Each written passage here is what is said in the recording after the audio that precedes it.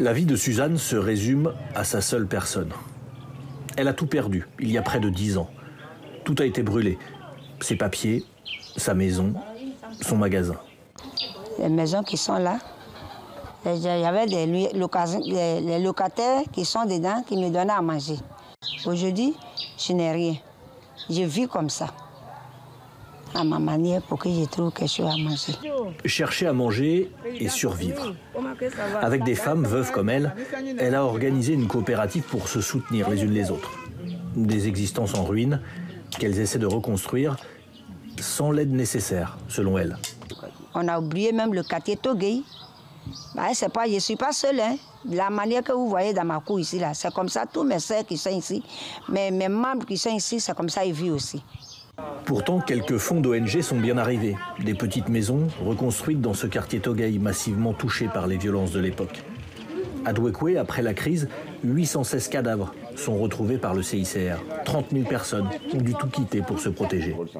Et Toguei, favorable alors à Laurent Gbagbo, a durement vécu la crise. Son chef, d'ailleurs, la ressent toujours. Étant chef, moi j'ai pardonné chaque communauté pour qu'on revienne à la paix.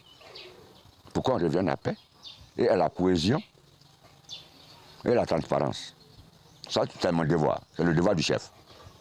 Mais tout ce qui est là, on a mis ça à l'eau. Tout a été jeté à l'eau, autrement dit, aucune aide, aucune considération. Chez les anciens d'ailleurs, le ressentiment ressurgit dans les quelques mots qui racontent le passé. Les plaies ne sont pas encore cicatrisées, hein, puisqu'on n'a rien fait chez nous. Nous-mêmes, on nous a, je ne sais pas, si on nous a gardé rancune, ou nous, on ne fait pas partie du territoire ivoirien. Donc, rien n'a changé chez nous. On continue de souffrir toujours. Alors la présidentielle du 31 octobre ne semble pas inspirer beaucoup d'espoir ici. Et le climat politique tendu n'aide pas à effacer les horreurs du passé.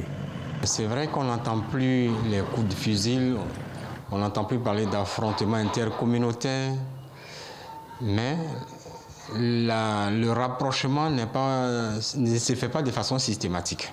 Quand nous regardons nos politiciens, quand nous entendons nos politiciens, rien n'est fait pour nous rassurer. Donc nous avons peur. Toute la population vit dans la peur, dans la crainte. Beaucoup espèrent ici que les discours politiques incendiaires de l'époque ne reviendront pas. Des tentatives de rapprochement sont mises en place. Cette radio, par exemple, donne la parole à tous, car personne ne veut revivre 2011. Alors même si l'économie se développe dans la ville, 10 années d'errance pour certains n'ont pas permis à des quartiers entiers de ressusciter, comme à Toguei.